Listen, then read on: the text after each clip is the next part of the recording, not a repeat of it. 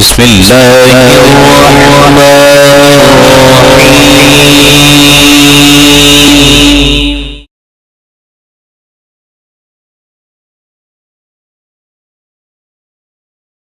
به ومن حناه. أما بعد فأعوذ بالله السميع العليم من الشيطان الرجيم. بسم الله الرحمن الرحيم. وإذ قال إبراهيم لأبيه آزر أتتخذ أصناما آلهة إني أراك وقومك في ضلال مبين.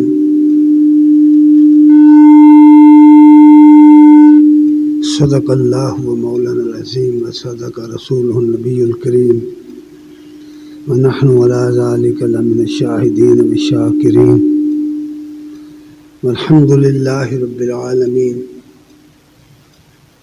السلام علیکم ورحمۃ اللہ وبرکاتہ.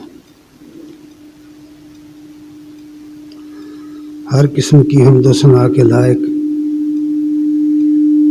اللہ جل شانہ کی ذات کریم ہے، اور بھی بعد سلام محمد رسول اللہ صلی اللہ علیہ وآلہ وسلم اور آپ کی آل اور اصحاب پر. ہم ٹھیک کر یار کی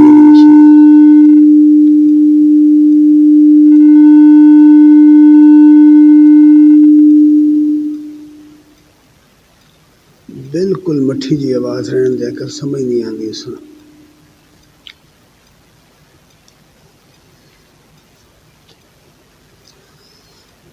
حضرات گرامی قدر،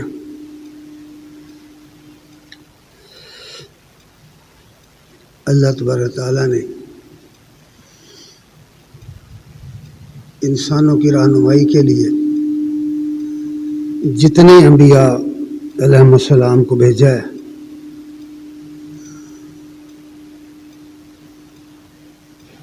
ان سب کو اللہ تبارک تعالیٰ نے ایسی فہم و فراست سے نوازا تھا. ان کی ذکاوت، ان کی فطانت اس قدر زیادہ ہوتی تھی کہ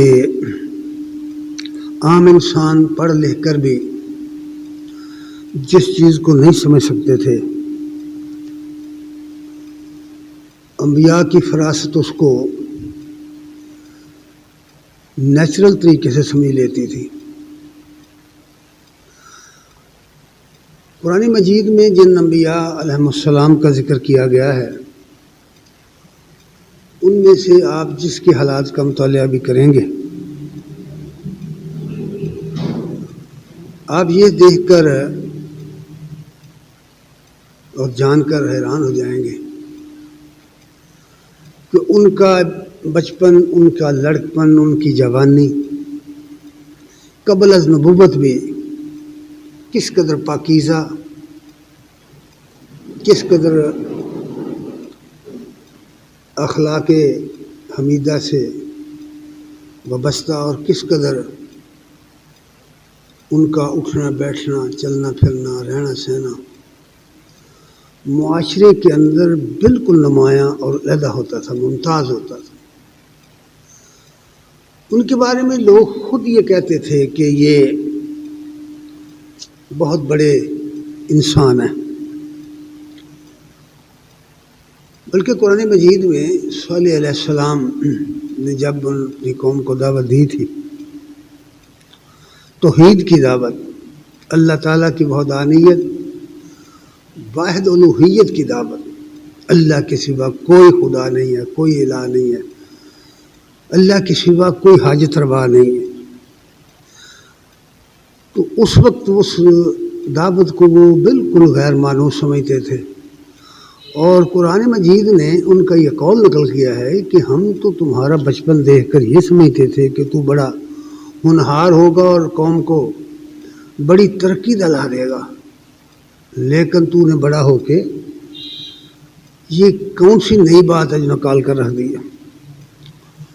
خود نبی کریم صلی اللہ علیہ وسلم کی ذات کا مطالعہ کریں، آپ کی سیرت کو دیکھیں تو آپ کے بچپن، لڑکپن اور جوانی، شادی کا زمانہ یعنی قبل نبوت کا زمانہ دیکھیں تو لوگ آپ کی عظمت کو اس قدر مان چکے تھے کہ آپ کو صادق اور امین کہتے تھے، تسلیم کرتے تھے کہ اخلاقی لحاظ سے آپ اپنی قوم کی ان سب سرگرمیوں سے علیحدہ اور ممتاز تھے جو اس زمانے میں ایک ایسا معاشرہ جس کے اندر ہر طرف یا تو دنیا پرستی تھی، زر پرستی تھی، یا بدعات تھی، یا شرک کام تھا، یہاں تک کہ لوگ پتھروں کو پوجتے تھے۔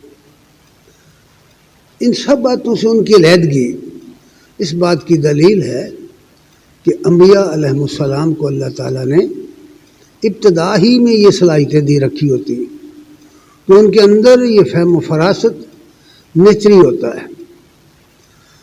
اس طرح ابراہیم علیہ السلام کو دیکھیں، آج سے کئی ہزار سال پہلے جب کہ دنیا ترقی کے نام سے ناواقف تھی، جب دنیا کو علم کے نام سے چیڑ سے انہیں پتہ ہی نہیں تھا علم کس چیز کا نام ہے، تو اس زمانے میں وہ ایک ایسی قوم کے اندر پیدا ہوئے جو ستاروں کی تاثیر مانتے تھے، جو سورج اور چاند کو پوجتے تھے، جنہوں نے بڑے بڑے معبد ان کے چاند دیوی اور سورج دیوی کے معبد بنا رکھے تھے۔ ان کا ایمان ستاروں پر تھا کہ یہ ستارے انسانوں کی تقدیر بدل دیتے ہیں، یہ ستارے یہ کر دیتے ہیں، وہ کرتے ہیں، تو کواکب پرستی بہت زیادہ تھی۔ تو لیکن ابراہیم علیہ السلام نے جب اپنی قوم کو دیکھا اور ان کے عقائد کو دیکھا، ان کے رہن سہنے کو دیکھا، ان کی سوسائٹی پر غور کیا، اور جن کی وہ پوجا کرتے تھے، جن کو وہ بہت کچھ سمجھتے تھے، جن کو وہ اپنا خدا اور مشکل کشا سمجھتے تھے، ان کے بارے میں ابراہیم علیہ السلام نے جو تنقید کی ہے اور جس طرح ان کو بے اثر اور بے قدرت دکھایا ہے، قرآن مجید نے اس کا پورا بیان کیا ہوا ہے۔ اور پھر ابراہیم علیہ السلام سوسائٹی کے اس طبقے میں پیدا ہوئے، یہ بات بھی دیکھنے میں آئی ہے، قرآن مجید کے مطالعے سے معلوم ہوتا ہے کہ انبیاء ہمیشہ معاشرے کے اس طبقے میں پیدا ہوئے جن کا وزن تسلیم کرتے تھے لوگ، اچھے اعلیٰ خاندانوں میں شمار کرتے تھے لوگ، جن تمام انبیاء کی ہسٹری اس طرح کی ہے کہ وہ ہمیشہ بڑے لوگوں میں پیدا ہوئے،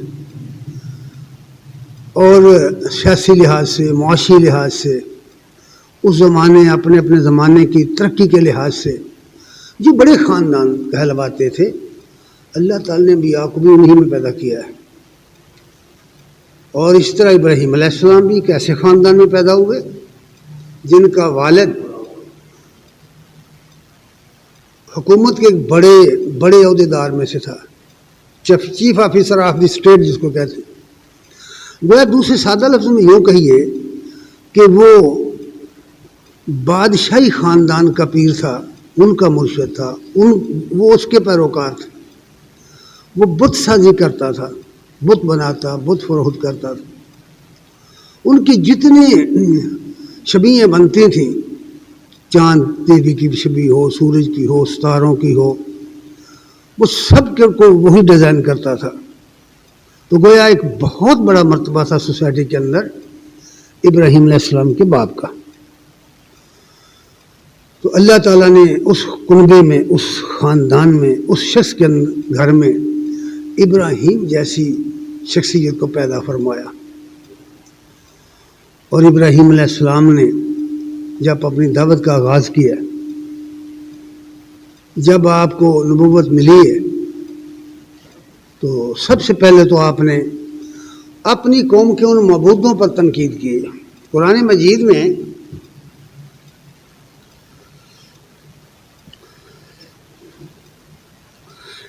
سورہ انعام کے اندر بڑا تفصیل کے ساتھ اس کا ذکر ہے۔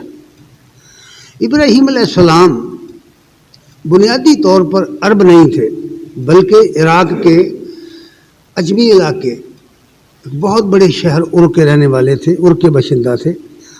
بعد میں اسی شہر کو بابل بھی کہتے ہیں۔ آج کل اس کے کھنڈرات ملتے ہیں ان شہروں کے۔ اس شہر کے اندر بہت بڑا بادشاہ جس کو لوگ نمرود کے نام سے جانتے یہ تھے۔ قوم ستارہ پرست تھی اور عقیدہ یہ تھا کہ یہ سورج دیوتا جو ہے یہ اس کی شکل میں اللہ نے ظہور کیا ہے، اور وہ سمجھتے تھے کہ یہ بادشاہ جو ہے یہ بھی اس کا ظہور ہے، یہ بھی اسی کا اوتار ہے۔ اس لحاظ سے اس کی پوجا بھی ہوتی تھی، اس کی عبادت بھی ہوتی تھی، اس کو رب سمجھتے تھے۔ تو اس طرح ابراہیم علیہ السلام اپنے اس وطن میں جہاں وہ تنہا تھے، کوئی دوسرا آدمی ایک بھی نہیں تھا دنیا کا جو ابراہیم علیہ السلام کے ساتھ ہو، ان کے عقیدہ رکھتا ہو، ان کا نظریہ رکھتا ہو، کوئی ایک بھی آدمی نہیں تھا۔ تو اس طرح کے حالات کے اندر ابراہیم علیہ السلام اٹھے اور انہوں نے سب سے پہلے اپنی قوم کے ان معبودان باطل پر تنقید کی ہے۔ قرآن نے اس طرح کہتا ہے، بلکہ اس میں بڑے اصول بیان کیے ہیں انہوں نے، سمجھنے والوں کے لیے بنیادی اصول یہاں بیان کر دیا گیا ہے۔ پہلی بات تو یہ فرمائی اللہ تعالیٰ نے، وَكَذَلِكَ نُرِي إِبْرَاهِيمَ مَلَكُوتَ السَّمَاوَاتِ وَالْأَرْضِ وَلِيَكُونَ مِنَ الْمُوقِنِينَ۔ میں نے پہلے عرض کیا ہے کہ انبیاء کی شان یہ ہوتی ہے کہ وہ پہلے ہی اپنی صلاحیتوں کے اعتبار سے اور اپنی سوچ اور فکر کے اعتبار سے اور اپنے نظریے کے اعتبار سے کبھی بھی کوئی نبی قبل از نبوت کسی مخلوق کا پرستار نہیں پایا گیا۔ اللہ تعالیٰ نے انہیں یہ صلاحیت سوچنے کی، سمجھنے کی صلاحیت دی ہوتی تھی۔ وہ چیزوں کو دیکھتے تھے، غور و فکر سے دیکھتے تھے اور پھر ان سے نتیجہ اخذ کرتے تھے۔ اور اس کے بعد جب ایسے شخص کو اللہ کی طرف سے وحی آ جائے اور اللہ کی طرف سے ایک علم آ جائے تو پھر اس کا وہ یقین جو پہلے ریسرچ پر ہوتا ہے پختہ ہو جاتا ہے۔ اسی لیے قرآن کہتا ہے کہ اس طرح ہم نے ابراہیم علیہ السلام کو زمین اور آسمان کی بادشاہی جو ہے، یعنی کائنات کی جو بادشاہت ہے، اس کا نظارہ کروا دیا۔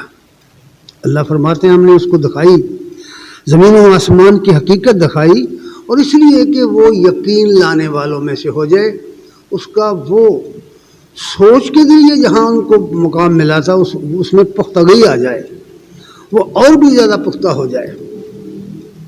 اور اس کے بعد اس سوچ کے بعد اس طرح سمجھیں آپ اس کو جس طرح آپ نے نبی کریم صلی اللہ علیہ وسلم کے بارے میں اللہ تعالیٰ نے فرمایا ہے نا کہ ہم نے آپ کو ایک رات اللہ نے سیر کرائی مسجد حرام سے مسجد اقصی تک، تو گویا وہ سیر جو ہے جو ملکوت کی سیر ہے، جو ملکوت کو دیکھنا ہے، اگر یہ پردہ ہٹ جائے جو ہماری آنکھوں کے سامنے ہے جس کو ہم دیکھ نہیں سکتے، اس کو یوں سمجھیں جس طرح موسیٰ علیہ السلام کا وہ سفر جو خضر علیہ السلام کے ساتھ انہوں نے کیا ہے، تو ان دونوں کا فرق دیکھو کیا ہے۔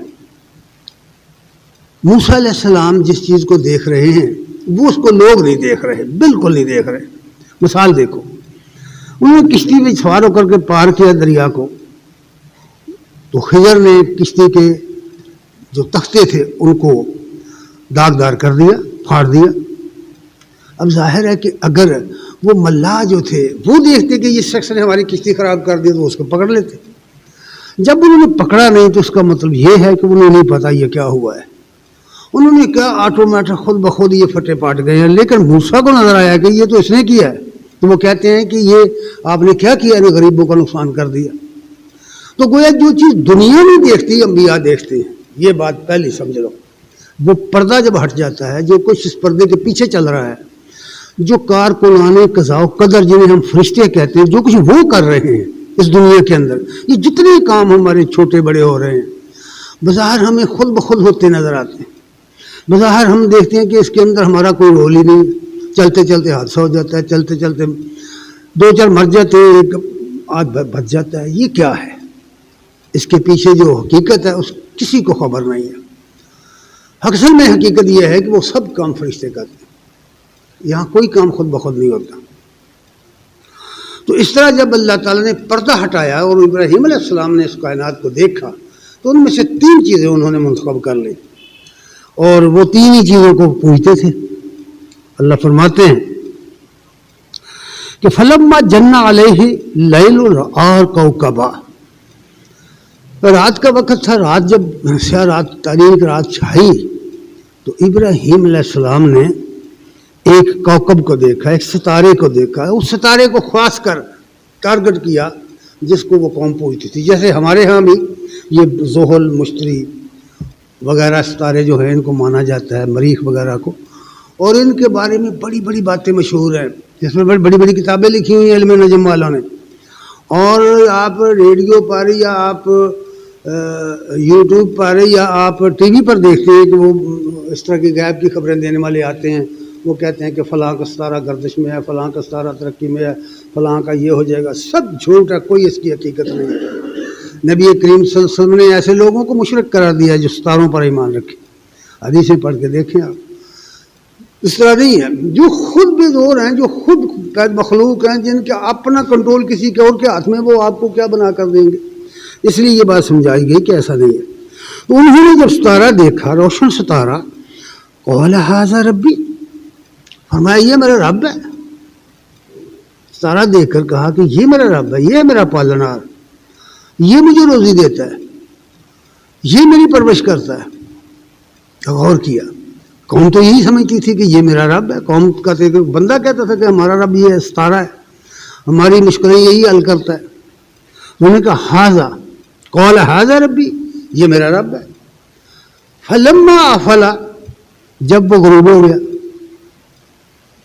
یعنی ایک عمل سے جو نتیجہ نکالا ہے نبی نے، وہ دیکھیے کیا ہے، اس پر غور کرو۔ جب وہ غروب ہو گیا، فلما افلا قال لا احب الافلین، ابراہیم علیہ السلام کہتے ہیں، اللہ تعالیٰ نے آپ کا یہ قول نقل کیا قرآن میں، کہتے ہیں میں ڈوب جانے والوں کو نہیں پسند کرتا، جو ابھی تھا ابھی نہیں ہے، یہ کسی کی قسمت کیا بگاڑے گا بھائی، اس کا تو اپنا وجود جو ہے کسی اور کے ہاتھ میں ہے، یہ تو ایک جگہ ٹھہر نہیں سکتا، ساکن نہیں ہو سکتا، اس کو چلانے والے نے حرکت دی ہے، بس چل رہا ہے اس کی حرکت کے مطابق، اس کی اپنی کوئی حیثیت نہیں۔ اس لیے وہ کہتے ہیں کہ جو پہلے نہیں تھا پھر بن گیا پھر نہیں رہا، وہ اس قابل نہیں ہے کہ کسی کی مددگاری کرے، کسی کی مشکل کشائی کرے، وہ تو خود محتاج ہے اپنے خالق۔ اس ایک جملے سے انہوں نے یہ نتیجہ نکال لیا، فرمایا فلما افلا، جب وہ ڈوب گیا، اپنے مقام پر نہیں رہ سکا، ہمیں قال لا احب الافلین، میں نہیں اس کو پسند کرتا، میرے نزدیک یہ غلط ہے، میرے نزدیک یہ کچھ کسی کا نہیں بگاڑ سکتا۔ پھر فرماتے ہیں کہ فلما رأى القمر بازغا، پھر چاند پر نظر گئی، چاند کو بھی وہ پوجتے تھے اور بہت بڑی دیوی سمجھتے تھے، باقاعدہ اس کا معبد بنا رکھے تھے، چڑھاوے چڑھتے تھے، لوگ مرادیں لینے وہاں جاتے تھے اس دربار پر، اتنا بڑا اور کے اندر اس کا ایک پہاڑی پر اس کا دربار بنایا گیا تھا، فرضی چیزیں تھیں، شبیہیں بنائی ہوئی تھی ستاروں کی، چاند کی، سورج کی۔ تو اب فرمایا کہ جب اس نے چاند دیکھا، ستارے کی حالت تو یہ ہو گئی، اب چاند دیکھا، انہوں نے کہا یہ تو بڑا روشن ہے بھائی، اس سے بڑا ہے نا، چاند ستاروں سے بڑا ہے۔ کہتے ہیں کہ فلما رأى القمر بازغا قال ھذا ربی، کہتے ہیں یہی ہے رب میرا، یہ مجھے رزق دیتا ہے، یہ میری پرورش کرتا ہے۔ ھذا قال ھذا ربی فلما افلا، جب چاند بھی گہن گیا، چاند کا بھی غروب ہو گیا، اس کی بھی روشنی جاتی رہی، تو پھر کیا کہتے ہیں؟ کہتے ہیں اے میرے رب، پھر اصلی رب کو پکارا ہے، اے میرے پروردگار، قال لئن لم یہدنی ربی، اے میرے رب اگر تو نے میری رہنمائی نہ کی، مجھے سیدھا راستہ نہ دکھایا۔ سوچ اور فکر یہ بہت ضروری چیز ہے، جو آدمی سوچتے نہیں، بغیر سوچے سمجھے زندگی گزارتے ہیں، وہ ان کو قرآن مجید میں اولئک کالانعام و اولئک هم الغافلون قرار دیا ہے. فرمایا جانوروں کی مانند ہیں اور یہ غافل لوگ ہیں.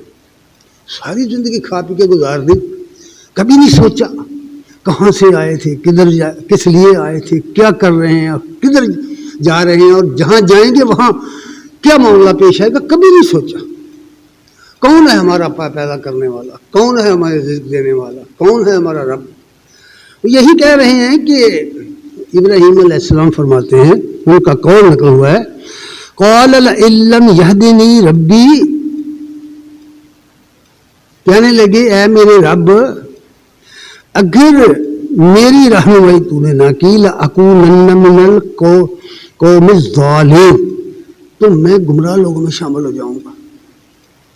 میری سوچ خراب ہو جائے گی, گمراہ لوگوں کے اندر میں شامل ہوں گا. اب اللہ کی رہنمائی کی ضرورت ہے ہر بندے کو. اللہ تعالیٰ رہنمائی کرتا ہے. اللہ تعالیٰ نے رہنمائی کے لیے, ہدایت کے لیے انبیاء بھیجے ہیں, ان کے واقعات بیان کیے اور ان کی ہسٹری بیان کر کے ان کے اوپر علم نازل کیا وحی کا. اس وحی کے ذریعے, ان کتابوں کے ذریعے ہدایت کا سامان کیا ہے. ان کی ہسٹری, ان کی پوری سیرت سامنے رکھ دی لوگوں کے. کس کو دیکھو کہ یہ کس طرح اپنی زندگی میں سوچ اور بچار کے ساتھ آگے بڑھے ہیں, کس طرح انہوں نے اپنی سوچ کے ذریعے وہ سفر طے کیا ہے, اور پھر اللہ تعالیٰ نے کس طرح ان کی رہنمائی کی ہے. یہ بات کہتے ہیں کہ اگر میرا رب میری رہنمائی نہ کرے تو میں گمراہ ہو جاؤں گا. یہی ہر شخص کی بات ہے کہ اگر وہ یہ سمجھتا ہے اپنے رب کے ساتھ جڑ جائے, اپنے رب کے ساتھ مل جائے, اس کی رہنمائی کی سے طلب کرے اس سے, اور وہ اپنے آپ کو سمجھے کہ میں اس کا محتاج ہوں, مجھے اس کی رہنمائی لینی چاہیے, بندوں کی رہنمائی نہیں, اللہ کی رہنمائی. اور وہ ملے گی انبیاء کے اوپر آئی ہوئی وحی سے, اس سے ملے گی, اللہ کی کتابوں سے ملے گی. تو یہ بات دوسری کہی انہوں نے کہ اب تیری رہنمائی کی ضرورت ہے, تو مجھے ہدایت دے گا تو میں بچوں گا, ورنہ میں گمراہ ہو جاؤں گا. پھر اس کے بعد اللہ فرماتے ہیں فلما الشمس بازغہ, اس کے بعد روشن سورج کو دیکھا. ظاہر ہے کہ سورج کی روشنی میں چاند ستارے سب مات ہو جاتے. سورج کی لائٹ تو بہت زیادہ ہے. پھر اس کو دیکھا, اس پر غور کیا. اور یہ بھی میں بتاؤں آپ کو کہ یہ لفظ جو بار بار آ رہا ہے, بعض لوگوں نے اس کو بڑے عجیب و غریب معنی دے کر عنایات کی تعویل کی ہوئی ہے. یہ غور و فکر کرنے کے معنی میں آتا ہے. الم ترى کیف فعل ربک باصحاب الفیل, کیا تم نے غور نہیں کیا کہ تمہارے رب نے ہاتھیوں والوں کے ساتھ کیا کیا تھا. اس واقعہ پر غور کرو, سوچو. تو جہاں جہاں بھی قرآن مجید میں یہ آیا ہے الم یر الذین کفروا, کیا یہ کافر لوگ دیکھتے نہیں کہ اللہ نے کس طرح زمین و آسمان بند تھے اور ان کو کھول دیا. بار بار آیا ہے, یہ بہت زیادہ استعمال ہوا ہے. اس کے بنیادی معنی ہوتے ہیں کسی چیز کو غور و فکر سے دیکھ کر اس سے نتیجہ نکالنا, یہ ہوتا ہے اس کا اصل معنی. تو پھر جب انہوں نے غور سے دیکھا, چاند کو دیکھا, فلما رأى الشمس بازغة قال هذا ربی هذا اکبر, یہ ہے میرا رب, یہ بہت بڑا ہے, چاند کے مقابلے میں بڑا ہے, ستاروں کے مقابلے میں بڑا ہے, باقی دیگر جو کائناتی اجرام فلکی ہیں ان سب سے بڑا ہے. کہتے ہیں یہ میرا رب ہے. لیکن پھر کیا ہوا, فلما افلت, پھر جب سورج غروب ہو گیا, پھر فرماتے ہیں قال یا قوم, اب قوم کو مخاطب کر کے بات کی, اپنے غور و فکر کا جو نتیجہ نکلا وہ قوم کے سامنے رکھتے ہیں.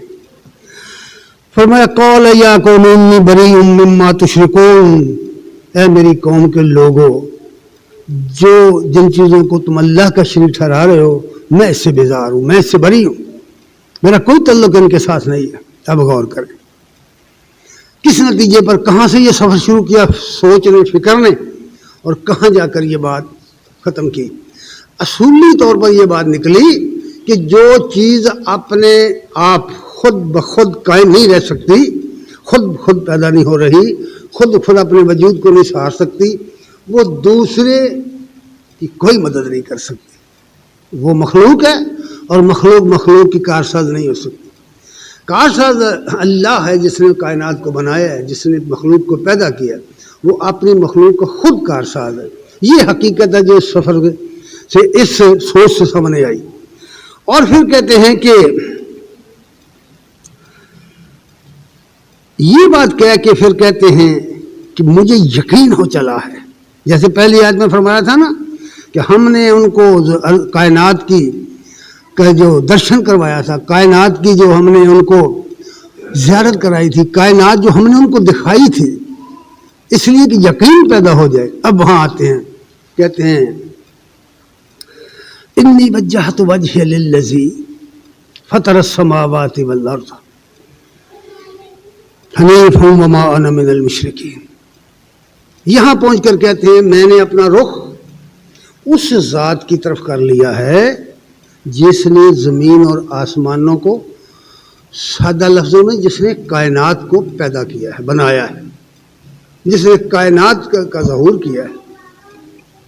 میں اپنا رخ اس طرف کرتا ہوں، میں اس کی طرف متوجہ ہوتا ہوں، اور ایسے کہ یکسو ہو کر، پوری دنیا سے کٹ کر، علیحدہ ہو کر، نہیں فن علیحدہ ہو کر، تمام نظریات سے کٹ کر، تمام لوگوں کے عقائد سے کٹ کر، تمام لوگوں کے اعمال سے کٹ کر، لوگوں کی جتنی اس زمانے میں یا آنے والے زمانوں میں سوچے اور جتنے لوگوں کے خیالات ہیں سب سے کٹ کر، حنیفا وما انا من المشرکین، میں یکسو ہو گیا ہوں اور میں مشرکوں میں سے نہیں. یہ اعلان جو ہے کہ میں مشرک نہیں ہوں، ایک مومن کے لیے لازم ہے، ایک مسلمان کے لیے لازم ہے کہ وہ اپنے اس ایمان کی گواہی دے کہ میں مشرک نہیں ہوں. اور شرک کی جتنی قسمیں ہیں دنیا میں پائی جاتی، ان سب کو وہ سمجھے. شرک کی بہت باریکیاں ہیں، بہت باریکیاں، ان کو سمجھنا بہت ضروری ہے. جب یہ اس کی ساری قسمیں ہماری سمجھ میں آ جائیں گی، خود آدمی ترقی کر کے توحید الوہیت واحدہ پر پہنچ جائے گا. اب یہ جب حالت ہو گئی کہ یکسو ہو گئے توحید باری تعالیٰ پر، تو اپنی دعوت کا آغاز سب سے پہلے کہاں سے کیا ہے؟ اپنے گھر سے. قرآن مجید میں یہ کہا گیا وَإِذْ قَالَ إِبْرَاهِيمُ لِأَبِيهِ آزَرَ. یاد کرو وہ وقت جب ابراہیم نے اپنے باپ آزر سے کہا. یہاں میں ایک بات عرض کر دوں کہ اگر آپ تفسیریں پڑھیں، تاریخ پڑھیں، تو آپ حیران ہو جائیں گے کہ ہمارے مسلمان مفسر اپنی تفسیروں میں لکھتے ہیں کہ آزر ابراہیم علیہ السلام کے باپ نہیں تھے. تو پھر قرآن نے کیوں کہا کہ اپنے باپ آزر سے کہا؟ بے یقینی کی بات بتا رہا ہوں آپ کو.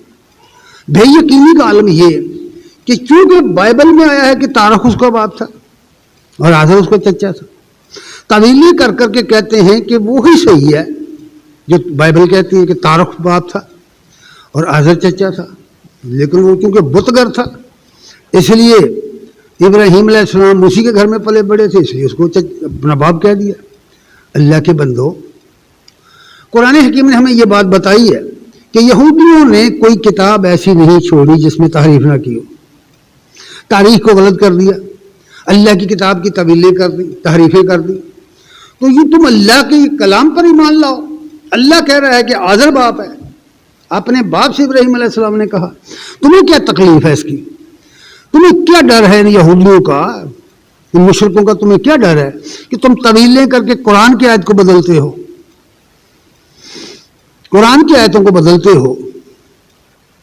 تو تمہیں اللہ کے کلام پر ایمان رکھنا چاہیے، یقین رکھنا چاہیے کہ تم یہ سمجھو کہ وہ سب جھوٹ ہے، وہ تاریخ جھوٹی ہے، وہ بائبل کی تحریف جھوٹی ہے، وہ تعویلیں جھوٹی ہیں، اللہ کا کلام سچ ہے.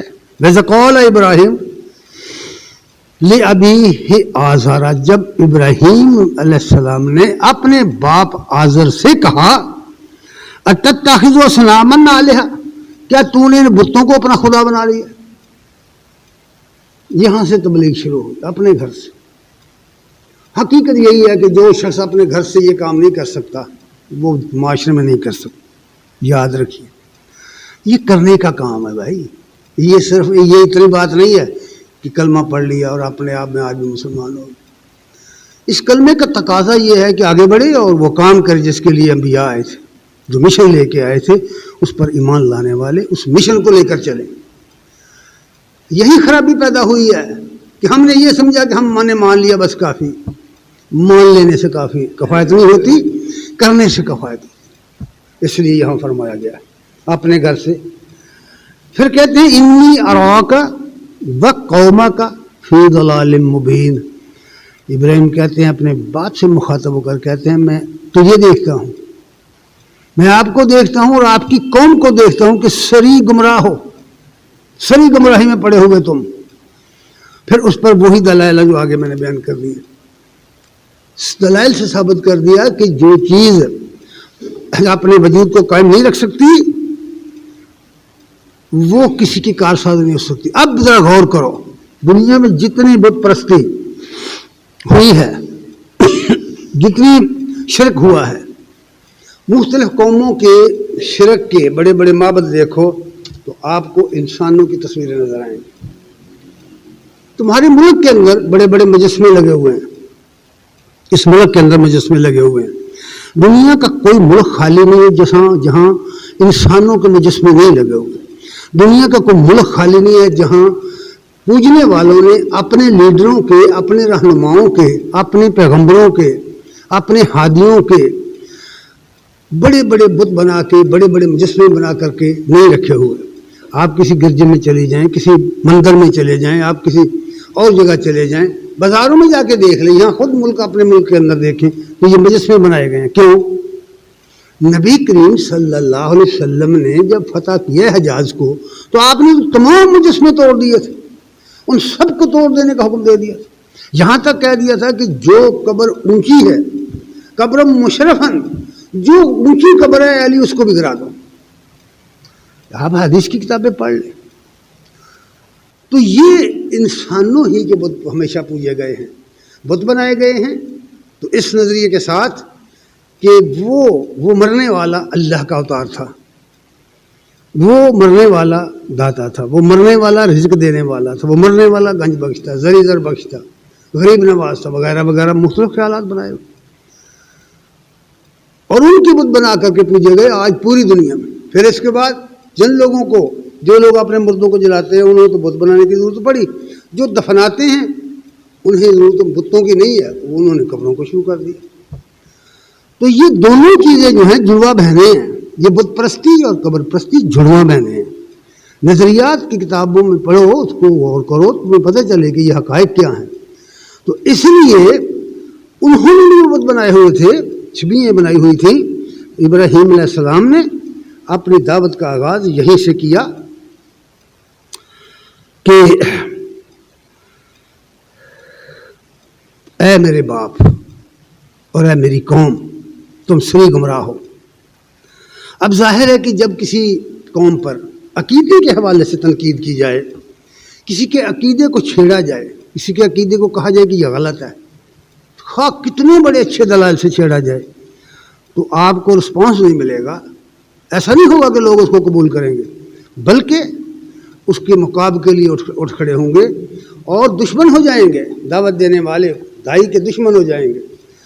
انبیاء کی تاریخ ہمیں یہی بتاتی ہے. اس کے ماننے والوں نے، پیچھے آنے والوں نے جہاں یہ بات کہی ہے کسی نے، اس کو سخت مخالفت کا سامنا رہا ہے. تو اس لیے حاج قومہ، ظاہر بات ہے کہ اس کی قوم نے اس کے ساتھ جھگڑنے کے لیے کمر کس لی. اللہ فرماتے ہیں حاج قومہ، اس کی قوم، ابراہیم علیہ السلام کی قوم اس کے لیے، اس کے ساتھ جھگڑنے کے لیے، اس کے ساتھ لڑنے کے لیے تیار ہو گئی. تو فرماتے ہیں کہ میرے ساتھ کیوں جھگڑتے ہو؟ قال اتحاجونی فی اللہ، اللہ کے بارے میں میرے ساتھ جھگڑا کرتے ہو؟ اللہ کو تو تم خود مانتے ہو کہ یہ ہر چیز اللہ نے بنائی ہے، تو خود مانتے ہو کہ اللہ ہی ہمارا خالق بھی ہے، تم خود مانتے ہو کہ اللہ ہمارا رازق ہے. تو پھر یہ توسل و وسیلہ کی قاعدے کہاں ہے؟ اللہ تعالیٰ نے کسی کو کسی سے پوچھ کر نہیں بنایا، اس نے جس کو بنایا ہے، جس کو پیدا کیا، اس کا وہ رازق بھی ہے. اس لیے فرماتے ہیں کہ اللہ کے بارے میں، اللہ کی توحید کے بارے میں جھگڑا کرتے ہو مجھ سے، جس کو تم خود مانتے ہو. قرآن مجید میں بے شمار آیات موجود ہیں. آپ مختلف صورتوں کے اندر وہ آیات پڑھیں. جب ان سے پوچھا جاتا ہے وَلَئِن سَأَلْتَهُم مَّنْ خَلَقَ السَّمَاوَاتِ وَالْأَرْضَ، اے نبی ان سے پوچھو زمین و آسمان کو کس نے بنایا ہے؟ تو کہتے ہیں اللہ نے بنایا. ان سے پوچھو کہ تمہاری بینائی اور تمہاری بصارت کس کے کنٹرول میں؟ کہتے ہیں اللہ کے. ان سے پوچھو کائنات کا انتظام کون کر رہا ہے؟ کہتے ہیں اللہ کر رہا ہے. فرمایا تو پھر کیا وجہ ہے کہ تم اللہ سے کے ساتھ شرک کرتے ہوئے ڈرتے نہیں ہو؟ جب حقیقت یہی ہے تو پھر تم کیوں نہیں مانتے؟ اس لیے ابراہیم علیہ السلام فرما رہے ہیں کہ کیا تم مجھ سے اللہ کے بارے میں جھگڑے کرتے ہو جس کو تم خود مانتے ہو کہ وہ خدا ہے، اس کے سوا کوئی خدا نہیں ہے. وَقَدْ هَدَانِ، حالانکہ وہی ہے جس نے مجھے رہنمائی دی ہے، جس نے ہر چیز کو رہنمائی دی ہے. سبح اسم ربک الاعلی الذی خلق فسوی والذی قدر فہدی، تسبیح اس کی کرو جس نے تمہیں پیدا کیا، جس نے تمہاری رہنمائی کی ہے، جس نے تمہاری تقریر بنائی ہے، جس نے تمہیں یہ سب کچھ دیا، اس کی تسبیح کرو. وہ ہے خالق کائنات، وہ ہے مالک کائنات، وہ ہے رازق، وہ ہے رب، اس کی تسبیح کرو. یہ بات قرآن مجید میں تفصیل بیان کر دی گئی ہے. اس نے فرمایا کہ وَقَدْ هَدَانِ، حالانکہ اللہ نے مجھے یہ راہ سکھائی ہے، میں نے اپنی طرف سے یہ بات نہیں کی. اور پھر کہتے ہیں کہ وَلَا يَخَافُ، عمومی طور پر یہ کہا گیا، یہ جملہ اس لیے آیا، عمومی طور پر لوگ کہتے ہیں کہ اگر فلاں کسی دیوتا کی نافرمانی ہو گئی، اس کی شان میں گستاخی ہو گئی، تو آدمی تباہی کا شکار ہو جائے گا، آدمی اس کے غضب کا شکار ہو جائے گا. وہ دیوتا صاحب جو ہیں وہ اس کو دبوچ لیں گے، اس کا نقصان کر دیں گے. یہ جتنا کچھ ہمارے ہاں بھی ہو رہا ہے نا، مختلف قسم کے ختم وغیرہ دلائے جاتے ہیں، ان کے پیچھے یہی فلسفہ ہے کہ اگر یہ نہ کیا تو یہ ہو جائے گا، اگر یہ نہ کیا تو یہ ہو جائے گا، اگر نیاز نہ دی تو یہ ہو جائے گا. یہ خوف آئے گا. تو یہی بات وہاں تھی، وہاں بھی یہی تھی. انہوں نے کہا کہ ابھی تیرا علاج تو ہمارے دیوتا کر لیں گے، جو تو ان کا باغی نکلا ہے، ان کی مخالفت کر رہا ہے، تو تیرا علاج تو وہ کریں گے. اس لیے وہ فرماتے ہیں، انہوں نے اس کے جواب میں کہا وَلَا خَافُ، میں نہیں ڈرتا، میں نہیں خوف کھاتا. وَلَا خَافُ، یہ پہلی چیز ہے. توحید کے راستے میں نکلنے والے کے لیے یہ لازم ہے، یہ اس کا زیادہ سفر ہے کہ وہ غیر اللہ سے مت ڈرے. غیر اللہ سے ڈر جو ہے یہ آدمی کو شرک پر آمادہ کر دیتا ہے، مشرک بناتا ہے. اس لیے سب سے پہلا سبق یہ دیا گیا ہے کہ غیر اللہ سے مت ڈرو. لا یخاف ما تشرکون بہ، جن کی تم پوجا کرتے ہو، جن کو تم اللہ کا شریک ٹھہراتے ہو، میں ان سے نہیں ڈرتا. ابراہیم علیہ السلام کہہ رہے ہیں، اللہ تعالیٰ نے آپ کی یہ تقریر نقل فرمائی قرآن میں نہیں ان سے ڈرتا. الا یشاء ربی شیئا، یہ الگ بات ہے کہ اللہ کی مشیت ہو، میرے رب کی کوئی مشیت ہو. پھر کہتے ہیں کہ واسع ربی کل شیء، میرا رب واسع ربی کل شیء علما، میرے رب کا علم جو ہے وہ ہر چیز پہ چھایا ہوا ہے. جب میرے رب کا علم ہر چیز پہ چھایا ہوا ہے تو وہ ہر چیز کی حقیقت سے واقف ہے، اس کی قدرت سے واقف ہے، اس کی طاقت سے واقف ہے. جب وہ خود ان کی نفی کر رہا ہے کہ یہ کچھ بھی نہیں کر سکتے، یہ تمہارا کچھ نہیں بگاڑ سکتے، تو یقین پیدا کرو نا، ایمان لاؤ، یقین پیدا کرو. یقین پیدا کرو کہ غیر اللہ تمہارا کچھ بھی نہیں بگاڑ سکتا، ما فوق الفطری طریقے سے کوئی کسی کا کچھ نہیں بگاڑ. یہی وہ یقین تھا در حقیقت جو انبیاء نے اپنی پر ایمان لانے والوں کے دلوں میں ڈالا ہے. یہی ایمان تھا، اور اسی ایمان نے ہمیشہ دنیا کے اندر چراغ روشن کیے ہیں، ہدایت کے چراغ روشن کیے. یہی ایمان ہے جس نے دنیا کے اندر انبیاء کی دعوت کو عام کیا ہے. یہی ایمان ہے، یہی یقین ہے جس نے لوگوں کو قربانیاں اور اشارت کرنے پر ابھارا ہے. یہ یقین ہے، یقین نہ ہو تو کچھ بھی نہیں ہوتا. اس لیے یہ بات کہی کہ میرے رب کا علم بہت وسیع ہے. افلا تتذکرون، تمہیں کیا ہو گیا ہے کہ تم ہوش میں نہیں آتے ہو؟ تمہیں کیا ہو گیا کہ تم نصیحت نہیں پکڑتے؟ تمہیں کیا ہو گیا کہ تم تذکیر حاصل نہیں کرتے؟ کیا وجہ ہے؟ اپنا جائزہ کیوں نہیں لیتے؟ اپنے اعمال کیوں نہیں دیکھتے؟ اپنی سوچ اور فکر پر غور کیوں نہیں کرتے؟ یہ بات ہے جو کہی گئی قرآن مجید میں. اور پھر فرماتے ہیں میں کیفا خاف ما اشرکتم، کیوں ڈروں میں، کیسے ڈروں میں اس چیز سے جس کو تم نے اللہ کا شریک بنا دیا ہے. وَلَا تَخَافُونَ أَنَّكُمْ أَشْرَكْتُمْ بِاللَّهِ، اور تم شرک کرتے ہوئے اللہ کے ساتھ تمہیں کو شریک بناتے ہوئے اللہ سے نہیں ڈرتے.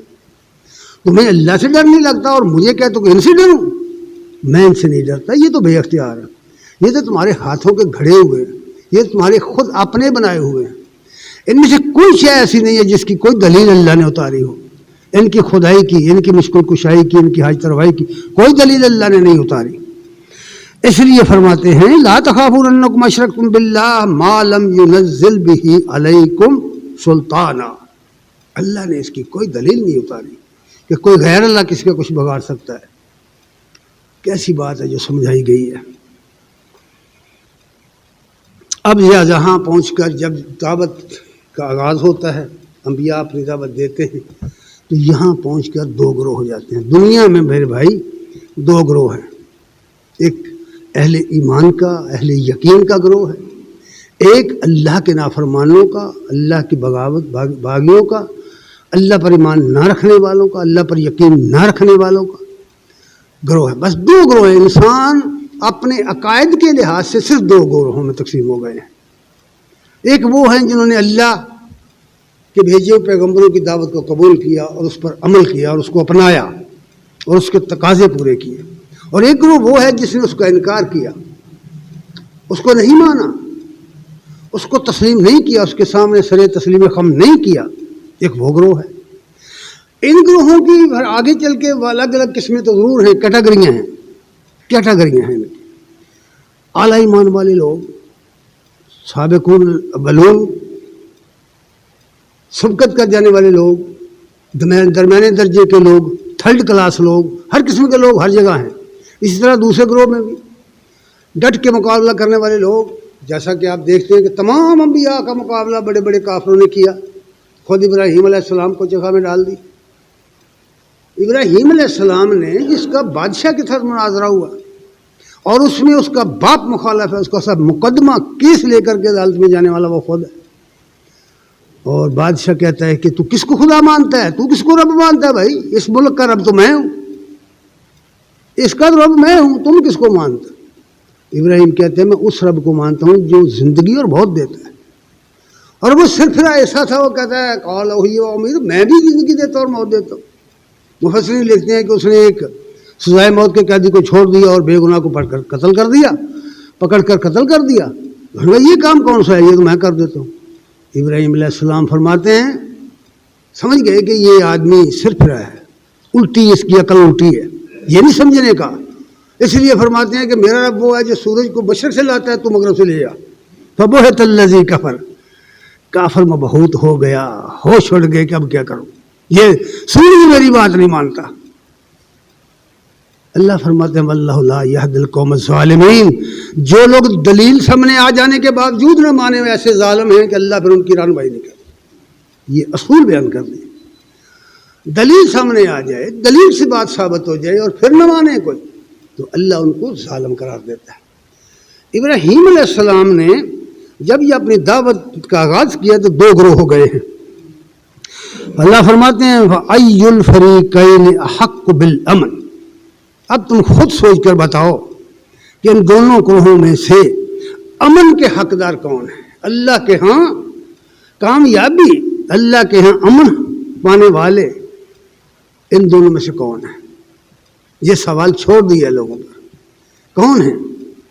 اور پھر فرمایا لوگوں یاد رکھو وَلَمْ يَلْبِسُوا إِيمَانَهُمْ بِظُلْمٍ، جن لوگوں نے اپنے ایمان کو ظلم کے ساتھ، ظلم کی آمیزش کے ساتھ خراب کیا، جن لوگوں نے اپنے ایمان کے اندر ظلم کی آمیزش کر لی، یعنی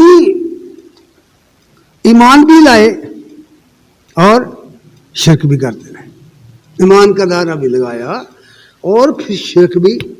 یہ دو چیزیں ایک جگہ جمع نہیں ہو سکتی. ظلم کے ساتھ آلودہ کیا جنہوں نے اپنے ایمان کو ظلم کے ساتھ.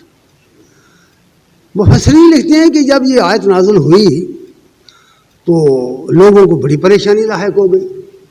وجہ اس کی یہ تھی کہ سب کے سب لوگ صحابہ کرام کی پوری جماعت جس ایام زمانہ جاہلیت سے نکل کر آئی تھی، ان کا جو ماضی تھا وہ تو سب کے سب کا ایسا ہی تھا.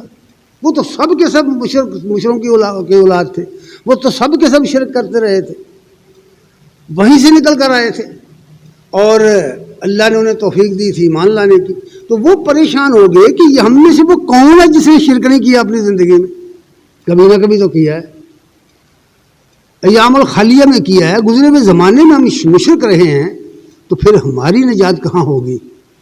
تو نبی صلی اللہ علیہ وسلم نے فرمایا یہ بات نہیں ہے بھائی، یہ بات نہیں کہی گئی. آیت یہ نہیں بتا رہی، آیت یہ کہہ رہی ہے کہ ایمان لانے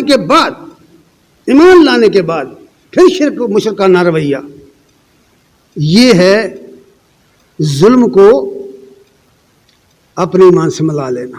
کیونکہ قرآن کہتا ہے یا بنیہ لا تشرک باللہ ان الشرک لظلم عظیم. شرک کرنا ظلم عظیم ہے، شرک ظلم عظیم ہے. لقمان کہتے ہیں بیٹا مت شرک کر، شرک ظلم عظیم ہے.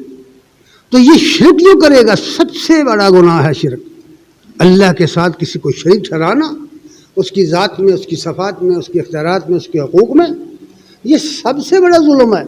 تو سمجھو جب ایمان لے آئے ہو تو ایمان کو خالص کرو، اپنے ایمان کو خالص کرو، اور اپنے ایمان کے بارے میں سوچتے رہو، اس کو سمجھنے کی کوشش کرو. کیا واقعی ایمان خالص ہے؟ کیا واقعی ہماری زندگی میں کہیں کسی گوشے میں شرک تو نہیں پایا جا رہا؟ اس لیے فرمایا گیا کہ لم یلبسوا ایمانہم بظلم اولئک لہم الامن. امن صرف ان کو حاصل ہوگا جنہوں نے اپنے ایمان کو ظلم سے آلودہ نہیں کیا، یعنی شرک سے آلودہ نہیں کیا. مومن کامل وہ ہے جو ایمان لانے کے بعد اپنی سوچوں میں، اپنی فکر میں، اپنے عقائد میں، اپنے اعمال میں، اپنی ہر چیز میں غور و فکر کر کے شرک کو نکالے، سمجھ کر سمجھے کہ کہیں میری زندگی میں، میرے افعال میں شرک تو نہیں پایا جاتا. شرک کی میں نے پہلے عرض کیا کہ بہت باریکیاں ہیں، یہ بات ضروری ہے. فرمایا اولئک لہم الامن وہم مہتدون. امن ان کو نصیب ہوگا جنہوں نے اپنے ایمان کو ظلم سے آلودہ نہیں کیا، اور یہی لوگ ہیں جو ہدایت یافتہ ہیں. یعنی یہ سمجھنا کہ شاید ہمیں ہدایت ملی ہے یا نہیں ملی، یہ شک و شبہ کی گنجائش ہی نہیں ہے، قرآن نے چھوڑی. یہ ریب اور تشکیک کا کوئی لینا دینا نہیں ہے ایمان کے ساتھ. قرآن مجید میں سب کو بیان کر دیا گیا. ایمان لانے کی ضرورت ہے، یقین پیدا کرنے کی ضرورت ہے.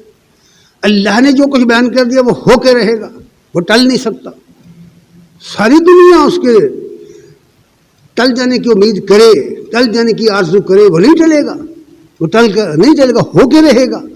جب یہی بات ہے، یہ یقین پیدا ہو جائے کہ اللہ کا کلام سچا ہے، اللہ نے جو کچھ فرمایا ایسا ہی ہوگا، تو پھر آدمی کے لیے وہ ڈھارس بن جاتا ہے. وَتِلْكَ حُجَّتُنَا آتَيْنَاهَا إِبْرَاهِيمَ عَلَىٰ قَوْمِهِ.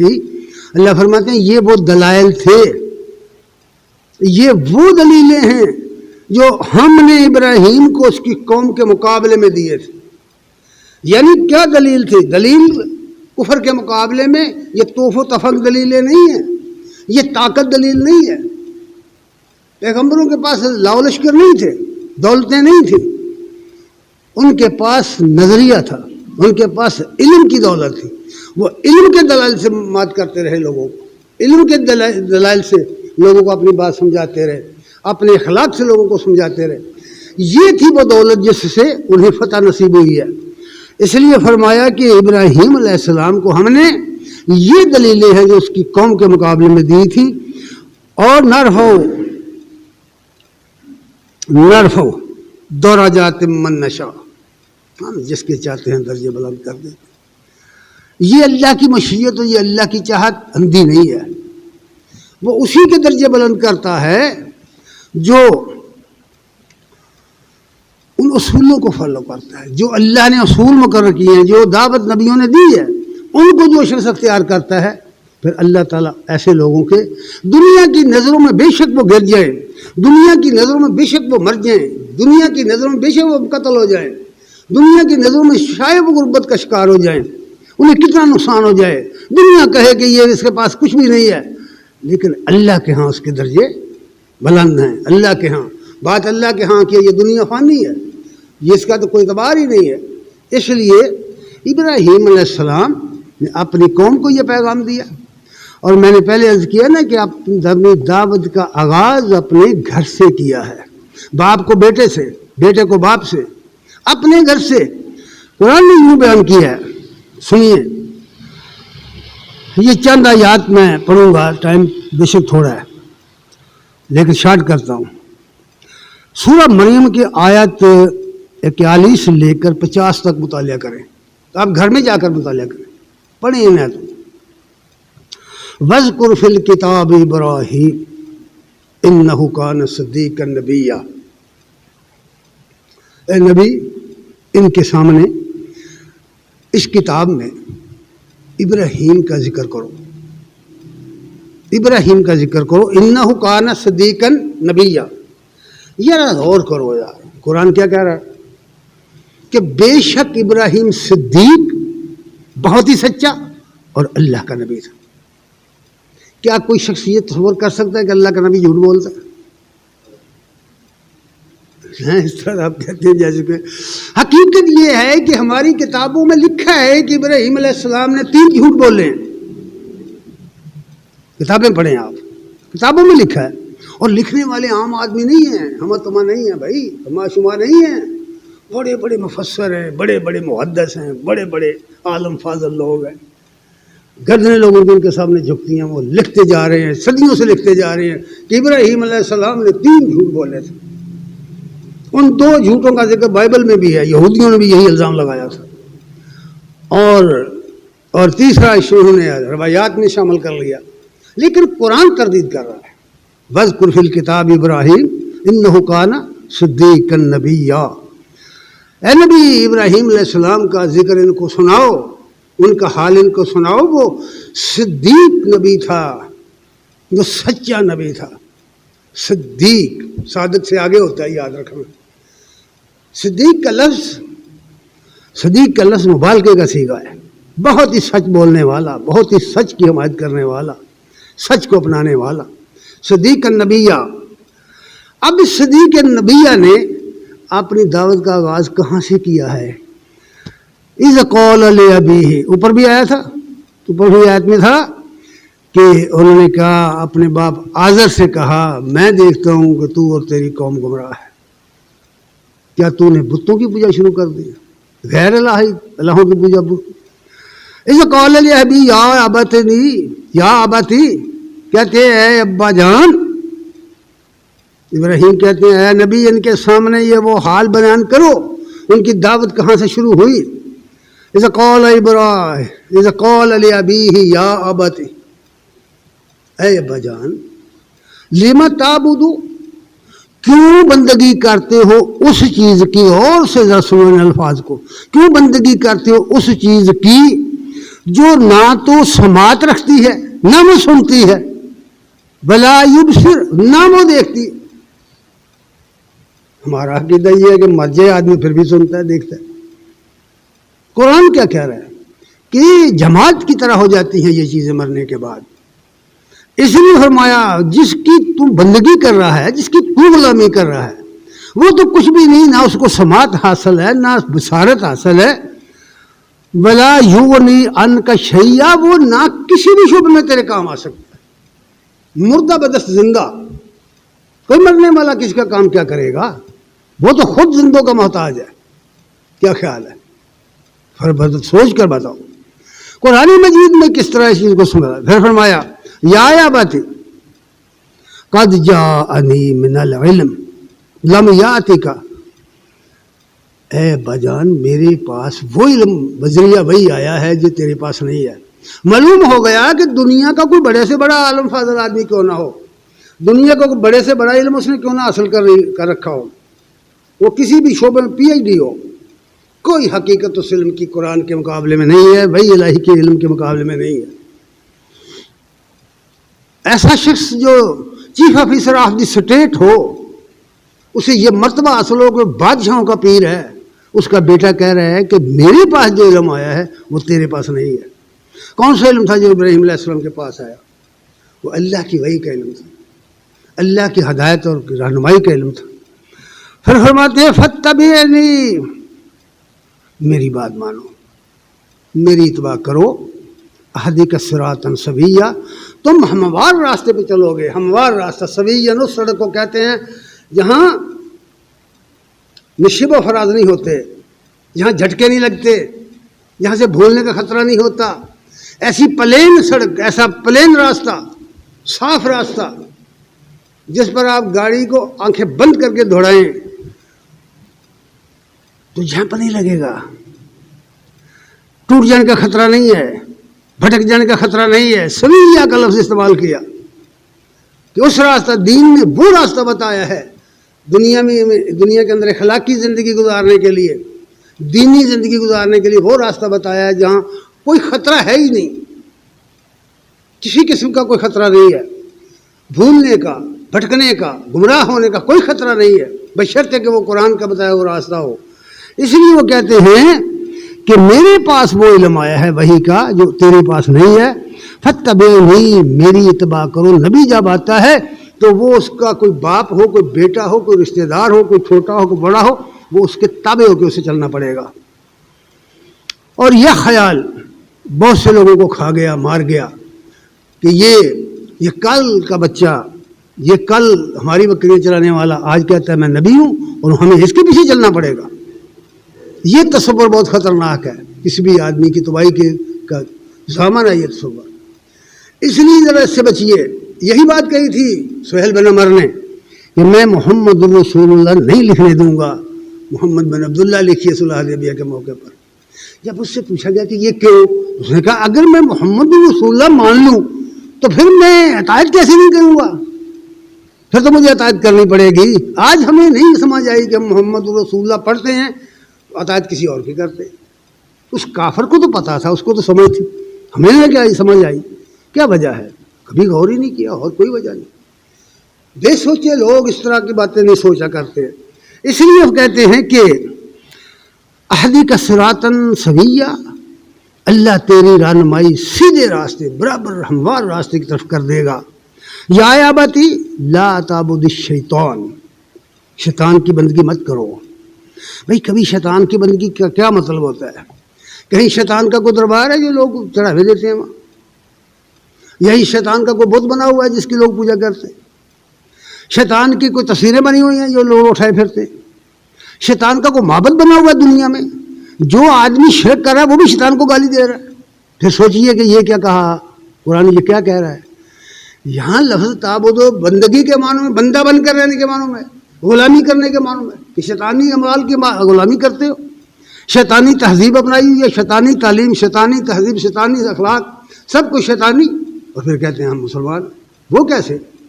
یہی بات یہاں کہی گئی ہے، لا تعبد الشیطان، شیطان کی بندگی مت کرو، اس کی اطاعت مت کرو، اس کا کہنا مت مانو، اس جیسے کام مت کرو۔ کیوں؟ اس لیے کہ ان الشیطان کان للرحمن عصیا، کہ شیطان اپنے رحمان کا، شیطان رحمان تعالیٰ کا بہت بڑا نافرمان ہے۔ گویا اللہ کے نافرمانوں کی اطاعت کرنا، اللہ کے نافرمانوں کی اتباع کرنا، نافرمانوں کی باتیں ماننا، شیطان کی بات ماننا ہے۔ اس لیے ابراہیم علیہ السلام نے اپنی بات میں اس کو کھولا ہے۔ پھر کہتے ہیں یا ابتی، اے میرے ابا، انی اخاف، مجھے اندیشہ ہے کہ اگر تو نے یہ راستہ نہ چھوڑا، شرک کا راستہ نہ چھوڑا، ایمسک عذاب من الرحمن، مجھے اندیشہ یہ ہے کہ رحمان کی طرف سے عذاب تجھے آ لگے گا، پکڑ لے گا، اللہ کا عذاب تجھ پر آ جائے گا، اس کے عذاب کا تو شکار ہو جائے گا۔ اور اس کی جو ظاہر وجہ بیان کی وہ ذرا غور کرو، وہ کیا تھی؟ وہ یہ ہے کہ فَتَكُونَ لِلشَّيْطَانِ وَلِيًّا، اس عذاب کا نتیجہ یہ ہے، بظاہر نہیں لگے گا بھائی، بظاہر نہیں لگے گا، بڑی ترقی کر رہا ہے آدمی، بڑی کمائی کر رہا ہے، بہت زیادہ اس کو رتبے مل گئے ہیں دنیا میں، کہتا ہے میں کامیاب ہوں، کامیاب زندگی گزار رہا ہوں۔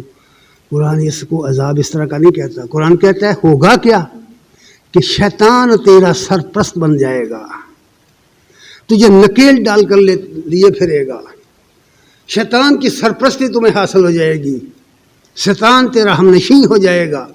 قرآن میں دوسری جگہ کہا گیا ہے کہ جو شخص ہماری ذکر سے منہ پھیر لے ہم اس پر دنیا میں ایک شیطان مسلط کر دیتے جو اس کو نکیل ڈال کر اپنی پیچھے لیے پھرتا ہے۔ قرآن مجید تو پڑھ کر دیکھو، تو اس لیے فرمایا کہ بچ جاؤ، پھر وارننگ دیتے ہوئے آتی ہے وارننگ۔ جب لوگ بے دلیل ہو جاتے ہیں، یاد رکھنا جب دلائل کا جواب نہ بن پڑے تو ہوتا کیا ہے، یہی ہوا جس سے قرآن نے یہاں بیان کر دی۔ جب دلیل سے وہ لاجواب ہو گئے، اس کی حکومت لاجواب ہو گئی، وہ قوم لاجواب ہو گئی، اس کا باپ لاجواب ہو گیا، تو اس نے وارننگ دے دی کہ اچھا تو بڑا مواحد پیدا ہو گیا، تو بڑا نیکوکار بن گیا، تو بڑا نبی بن بیٹھا، بڑا عالم بن بیٹھا۔ اچھا سنو، وارننگ دیتے وہ کہتا ہے کہ قرآن نے اس کا قول نقل کیا، قول اراغب انت عن آلہتی یا ابراہیم، تو ابراہیم تو میری مشکل کشاؤں کو نہیں مانتا، تو میرے خداؤں کو نہیں مانتا، اس سے رخ موڑ لیا تو نے۔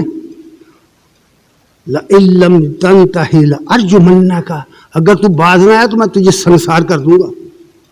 کون کہہ رہا ہے؟ باپ کہہ رہا ہے، بیٹے کو کہہ رہا ہے کہ اگر تو باز نہ آیا، اپنے عقیدے کو تو نے نہ چھوڑا، یاد رکھیے دنیا میں جب لوگ بے لاجواب ہوتے ہیں تو وہ پتھر اٹھا کر مارتے ہیں دائیوں کو، وہ جھوٹے الزام لگاتے ہیں، وہ ان کے خلاف طوفان بدتمیزی برپا کرتے ہیں، یہ ان کی جھوٹا ہونے کی دلیل ہوتی ہے۔ لاجواب ہو گئے، وہ کہتا ہے لَإِن لَّمْ تَنْتَهِ لَأَرْجُمَنَّكَ، میں تجھے سنسار کر دوں گا اگر تو باز نہ آیا۔ پھر کہتا ہے وَاہْجُرْنِی مَلِيًّا، نکل جا میرے گھر سے، نکل جا۔ ایک بیٹا ہے، عقیدے نے اس کو، عقیدے کی جنگ نے اس کو نکال دیا گھر سے، اور کوئی بات نہیں ہے بھائی، عقیدے کی جنگ، عقیدے کی وَاہْجُرْنِی مَلِيًّا۔ لیکن بیٹا اتنا ہونہار ہے، با اخلاق ہے، وہ جلتے ہوئے اپنے چادر اپنے موڈے پہ رکھ کر نکلتے ہیں اپنے گھر سے، جاتے ہوئے کہتے ہیں قال سلام علیک، ابراہیم کہتے ہیں اللہ تجھے سلامتی سے رکھے، تجھ پر سلام ہو، سأستغفر لک ربی، میں اپنے رب سے تیرے لیے بخشش کی دعا مانگوں گا۔ جو سنسار کرنے کی دھمکی دے رہا ہے، جو کہتا ہے گھر سے نکل جا، نبی اس سے کہتا ہے، یہ تعلیم ہے دائی کے لیے، ایک دعوت دینے والے کے لیے تعلیم دی گئی ہے۔ کیسا نقشہ ہے، کیسا اسوہ حسنہ ہے ابراہیم علیہ السلام کا، جو لوگوں کے سامنے رکھ دیا گیا ہے کہ گالی کے بدلے میں دعا دو۔